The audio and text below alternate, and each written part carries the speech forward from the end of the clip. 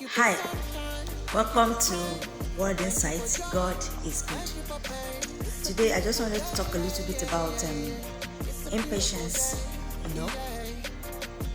and its doom.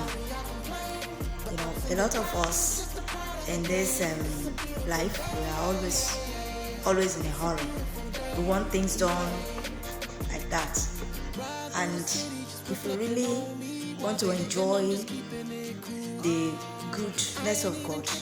And not just that, if you really want to enjoy the earth, and all the things that God has put on this earth for us to enjoy, you really have to exercise some level of patience. Life, if we are being honest, is in stages and in levels. And there are seasons, different seasons on the earth. There is the season to sow, the season to reap.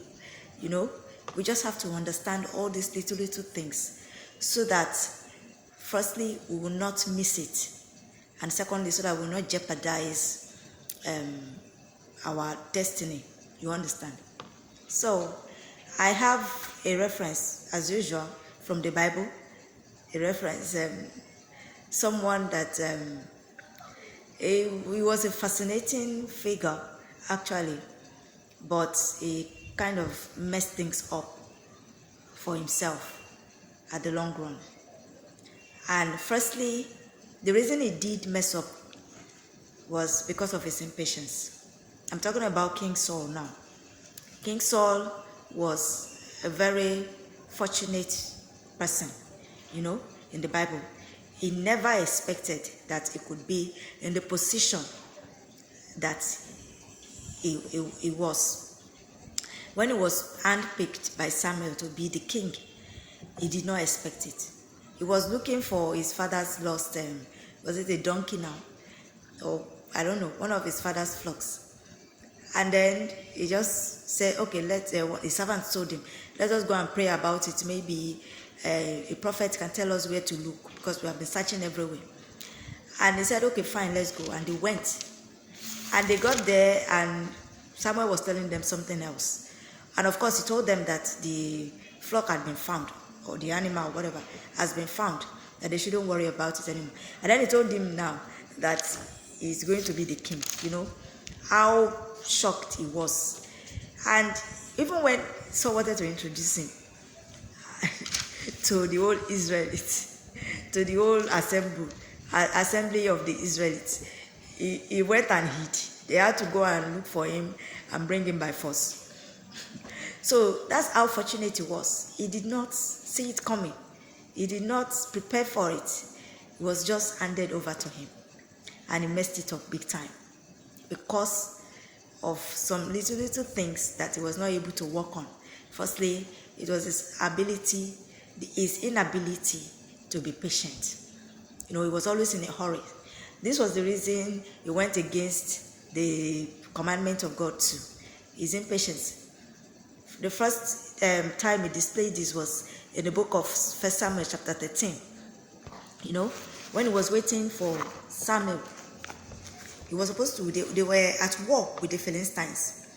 So they needed to do some sort of ritual before he would be able to go, lead the Israelite forces forth to the war. But Samuel was taking his time. He was not coming. And he thought that Samuel wasn't going to come. So he just went in and started doing the things that the priest usually did, which was not his place at all. He had no idea about it. He was not qualified for it because he was not a priest. He was not a priest. But if you really look at the things that surrounded this action of his, you'd realize that he was irrational in his thinking. Secondly, he was impatient, like I said. Thirdly, he was scared. As a king, he was always scared. Throughout his life, he lived in fear all throughout his life. It was the Philistines, then after it became David, and then he was just running up and down, trying to find fault where there was no fault. There was even a time that he placed a curse on his son, unknowingly. That was how irrational he was. I don't know if there was a spirit that Well, also, although the Bible recorded that he had problem with evil spirits too. Today's word, they will call it mental illness. He was dealing with some psychological problem that he couldn't handle, So he had a lot of issues. And all these things became the problem at the end of the day. And God knew that he couldn't trust him at all. But the basis of all this problem that he had was, I think, because he did not have a relationship with God. So he had a lot of issues. He was scared of the Philistines. He didn't have confidence like that. And another thing we should note in this particular verse, 1 Samuel chapter 13, verse 12, from his response, another thing we should note is that he believed so much in those sacrifices that they used to make. He believed once the sacrifices have been made, he will have this confidence that yes, they can defeat. Of course, it shows that God was with him. This was the reason, even when Samuel died, he went and sought out the witch so that they could call Samuel to tell him if he should go for the war. So he believed so much in all those things, and these were not the qualities that God was looking for. So it wasn't just about him. Of course, it's about him, doing what he wasn't supposed to do as the king. But I guess he just wanted to lord it over everybody. Even though he was jittery, he was scared of the Philistines, he was still lording it over people.